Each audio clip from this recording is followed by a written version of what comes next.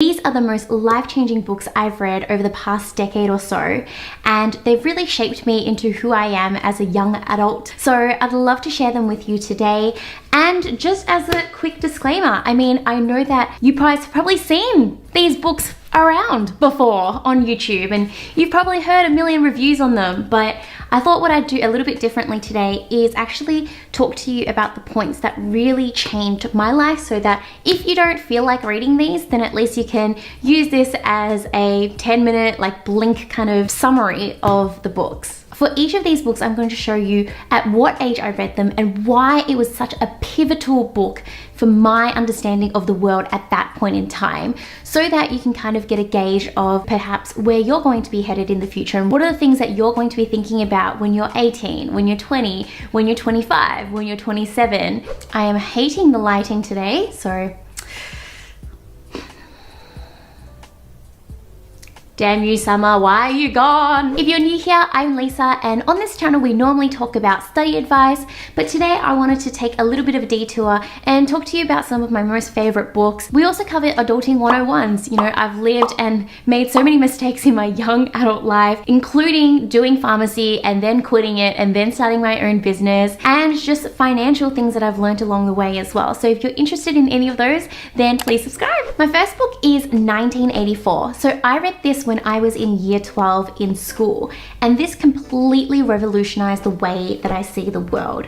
I think when you're young, you can be quite naive as to how the world works, and for me personally, I wasn't too interested in history. I wasn't interested in current affairs because I didn't really understand how they related to my life. But 1984 really showed me just what makes the world go round, to be honest. I learned that power is one of the things that is an incredible human motivator, and people will do anything to achieve power over others. Essentially, 1984 is a book about Big Brother. So you would have heard Big Brother from the TV show.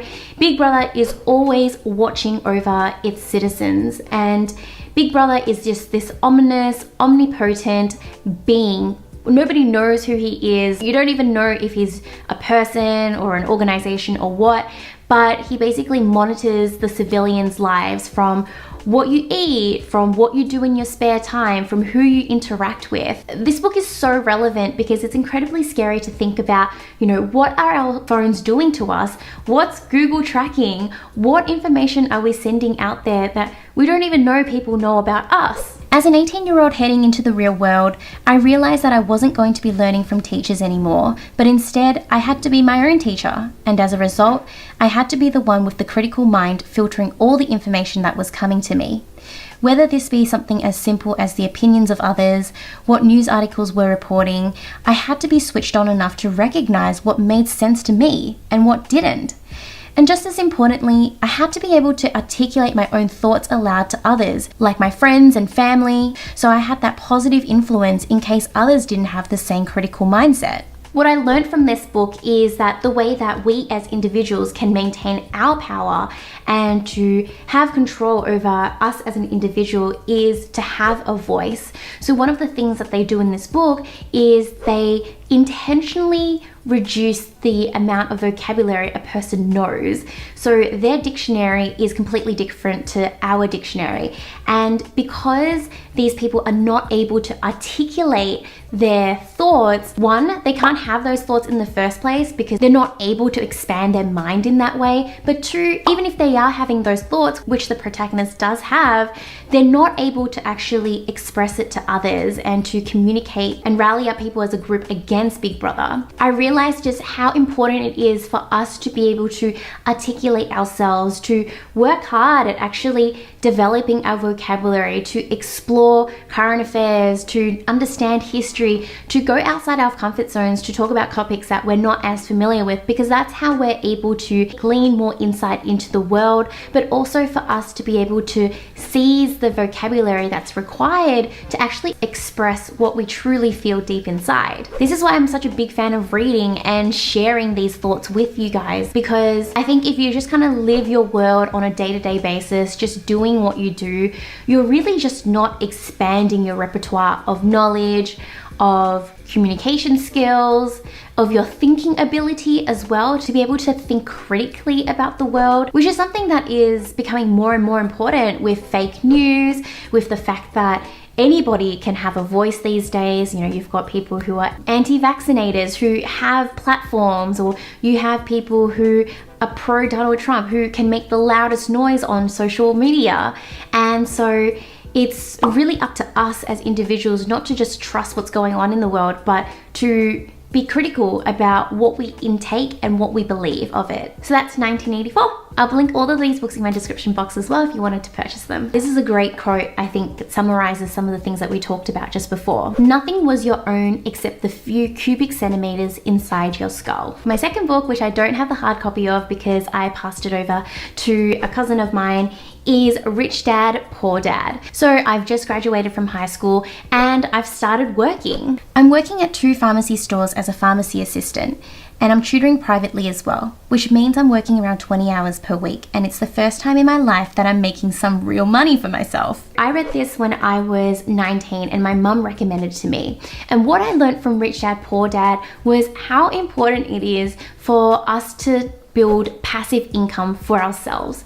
Basically, whenever you work for somebody else, you're reliant on that person. You're reliant on your boss's ability to maintain their business. You're relying on them to hire you for the amount of time that you want to be there. And if something just happens one day, like COVID, and business goes down, business is gone, your income is gone. And so I sort of realized that relying on others for that sort of security is something that I didn't want for myself, and that to build passive income where I'm able to have money trickling in on the side as well as, you know, my day job, that would be an ideal situation, because I'd be able to cover myself and cover any risks I had if something major was to happen, like COVID and people lost their jobs. So Robert Kiyosaki, who wrote this book, talks a lot about using property as a way to gain passive income.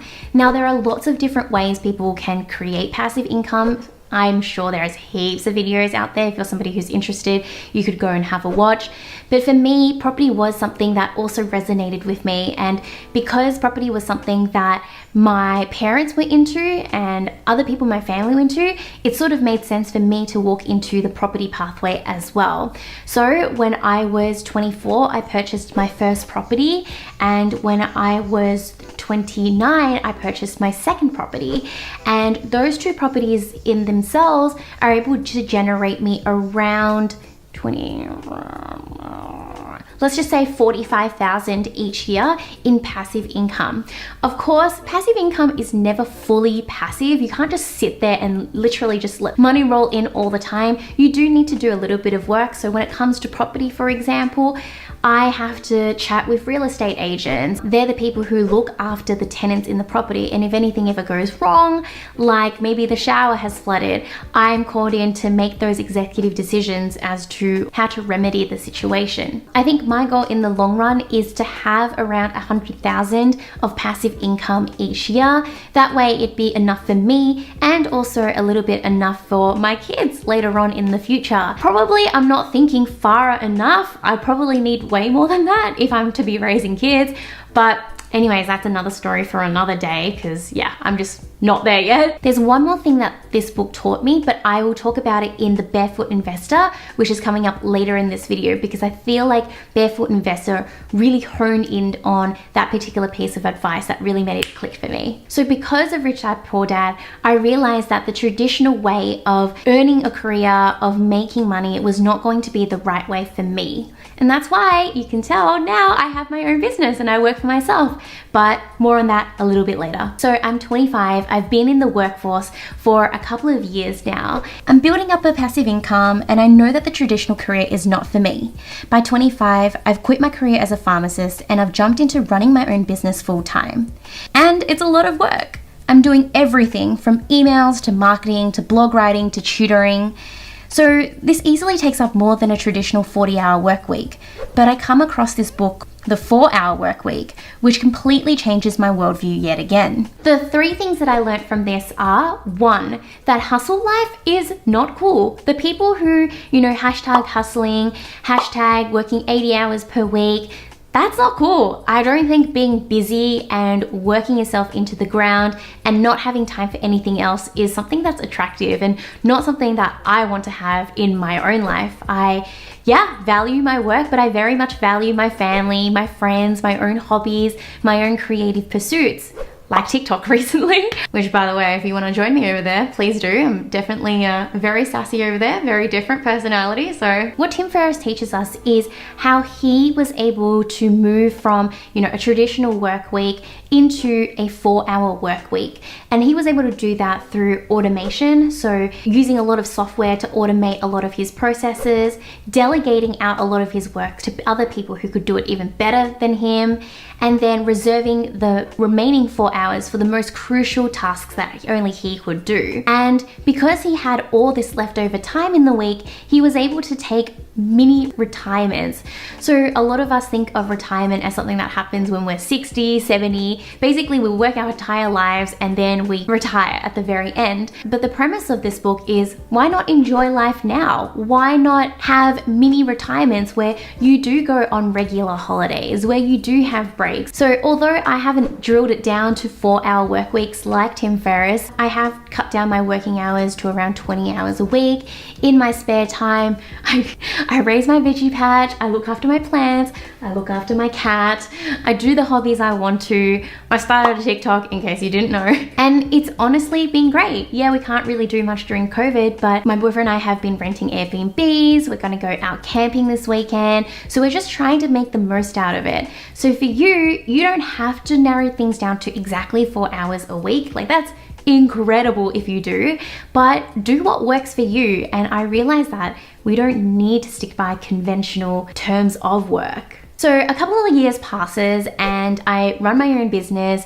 I'm cutting down my hours. I'm delegating. I've got a team now. I'm automating by purchasing software. So by the time I'm 27, I actually had a pretty embarrassing conversation with a couple of my closest friends. I'm somebody who doesn't easily get embarrassed. So the fact that this made me embarrassed was what kind of just catapulted me into this incredibly long rabbit hole of learning about financial stuff. So we were having burgers and my friends and I are talking about property, and they know that I have a property from when I purchased it when I was 24.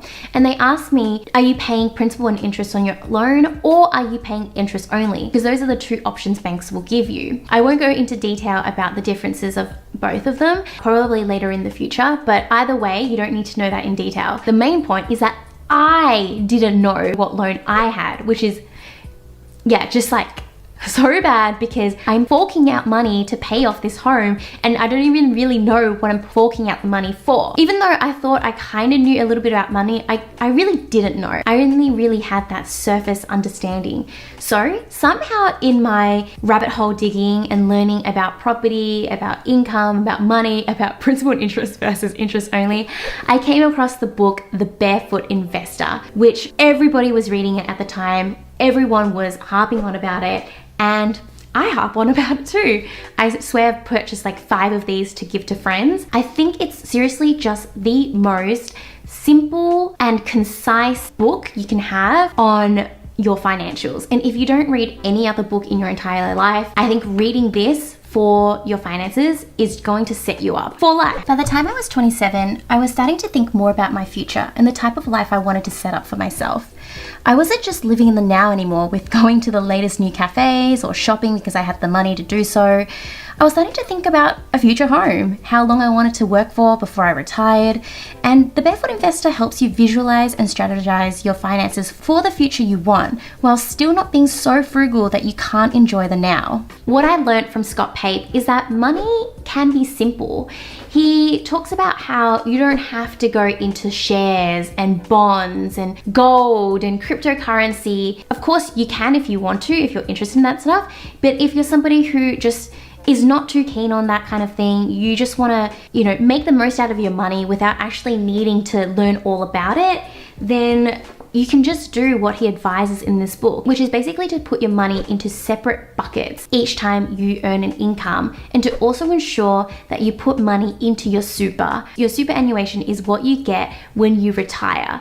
And if you've been saving right, you should have around $1 million in your superannuation, which then means you've got enough money to live on for the rest of your life. So let's talk about the buckets. You've got your blow, grow, and mojo. Each of these help you save money for the future, but also enable you to use the money for now. So for example, your blow is what your daily expenses are, including some splurge money. Your mojo is your safety money. So if you put away $3,000 over time in that mojo bucket, you can save that $3,000 for a rainy day in case something ever happens. And so for example, if you've lost your job during COVID, you've got $3,000 to get you going to pay for your everyday expenses until you're able to find a new job. Then you've got your grow, which is the long-term wealth, constantly saving up over time, which is basically your superannuation. What I really love about the Barefoot Investor method is actually how he then goes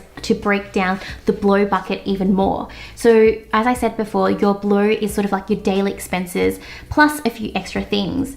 So what he says is that, so the money that you put into your blow, 60% of that can go into your daily expenses like food, shelter, but then you can put 10% of that into splurge, which is kind of like your short-term things like, oh, I want to go out for a treat, a croissant and a coffee, or I want to spend a little bit of shopping on ASOS, then you can go and use that money. Then you've got smile, which is a little bit more long-term, such as saving up for your next overseas trip, which we're not going to go for ages. But for me, for example, my smile would have been saving up for the Airbnbs that my boyfriend and I headed off to, or even just purchasing camping equipment. Then you've got your fire extinguisher, which is basically to put out any financial fires you have. So let's say, for example, if you're paying for your HEX, or if you need to pay off your car, or if you've got a credit card that you need to pay off ASAP, that's where that money goes to. What I love about the Barefoot Investor is that these buckets just seem to be universal. Anybody could use them, no matter what sort of situation you're in. The third thing that I learned from Scott Pape is never accept the status quo. I didn't realize that you can negotiate your car insurance each year, for example.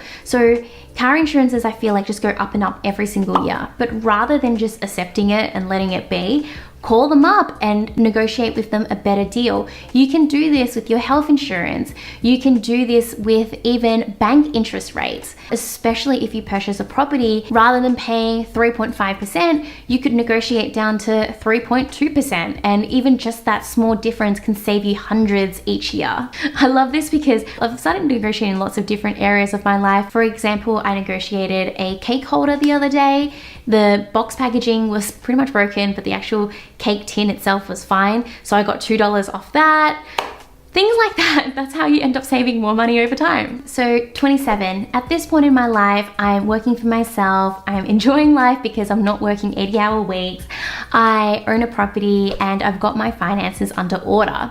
What's next? I discover atomic habits. I think as we get older, we become more habitual people. I think for me, especially growing older, I find that I'm enjoying more of the routine in every day, and I feel like I'm becoming more habitual over time. And what I loved about this book is how it teaches you that, you know, if you're somebody who doesn't stick to a schedule, it's not necessarily your fault. You just need to build the right habits around that schedule. Or say, for example, for me, like I used to snack heaps. I have such a sweet tooth, but I've built habits around it, which have basically helped me lose weight and, you know, build some muscle.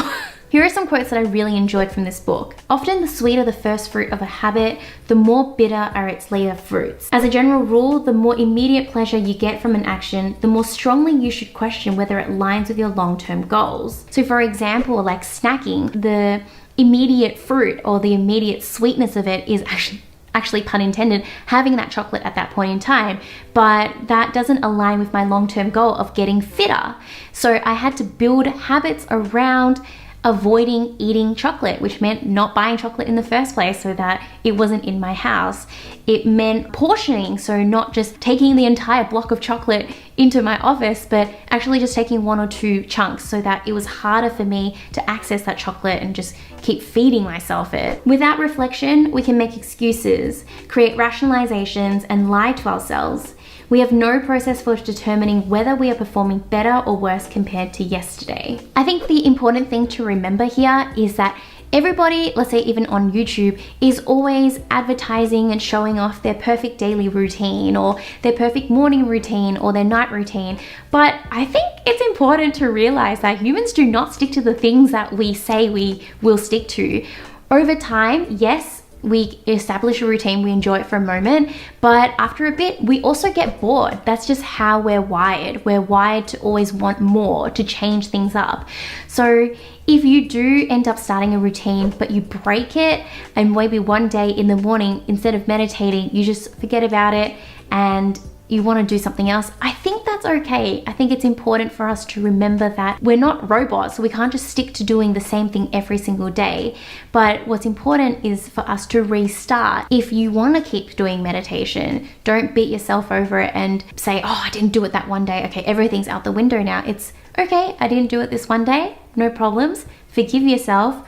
The next day, pick up that routine again. Perhaps you might want to switch it up a bit. Maybe you want to switch up when you do the meditation in your morning routine. Perhaps that's all the change you need. My last book recommendation is Essentialism, which I read during COVID after I turned 30. I think when you're first in adulthood, at least for me anyways, when I first started earning money, I just wanted everything. I wanted to buy all the clothes that I could get. I wanted to go out all the time. I just bought so many things. And, you know, back then minimalism was not as big of a thing, but I think as you get older, you kind of realize that you only need the essentials, and the essentials are what is going to make you happy. In this book, it's the same concept that less is more, which you've probably heard about everywhere, but I love the way that this book packages it. For example, only once you give yourself permission to stop trying to do it all, to stop saying yes to everyone, can you make your highest contribution towards the things that really matter. I know this doesn't quite link to the clothes example that I use, but you can see that there is a natural progression. Like this less is more is applicable to anything. And what I've done as a result of reading this book even more so is I've reconfirmed my belief that I don't need to be working more and more and more in order for me to be happy, in order for me to earn more money. I decided sometime last year that I didn't need to grow my business bullishly anymore. I didn't need to, try to aim for 1 million in revenue, that I was okay with the progress that it was making and that it was already making me very happy as it was. And actually putting that extra pressure of wanting more, of needing more, only served to make me less happy. One takeaway I'd love for you to take away is if it isn't a clear yes, then it is a clear no. I love this. If it's not a hell yeah, then it's a no. And it's just such an easy mantra to go by on a day-to-day basis. And I know that it's just stopped me from saying yes to things that I didn't really want to do. And it stopped me being busy for the sake of being busy. And I think as you get older, you really, really value your time, and you value how you spend that time, who you choose to spend that time with. So yeah, I hope that these recommendations give you some ideas, thoughts, change your worldview in some kind of way. Leave me in the comment section below what books you think I should read, what would better my life. I'd love to hear from you. And if you wanted to find out more about my property journey, then I'll chuck it up in a playlist there. Thanks so much for watching. See you.